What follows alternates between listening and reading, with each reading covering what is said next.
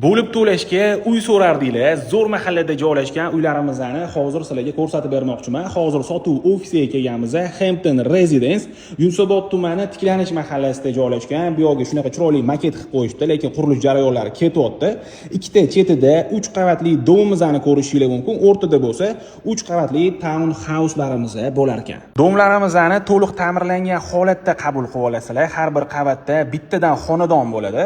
3 qavatdan iborat 40 kvadratdan 47 kvadratgacha bo'lgan xonadonlarimiz bor. 2 xona studiyniy planirovkada bo'ladi. Har bir kvadrati uchun $1100 so'rashyapti. Town house'larimiz bo'lsa 1 sotig'iga tushgan 3 qavat 180 kvadrat metrdan iborat 5 tadan xonasi bor. Town house'larimizni bo'lsa $120,000 deyishyapti.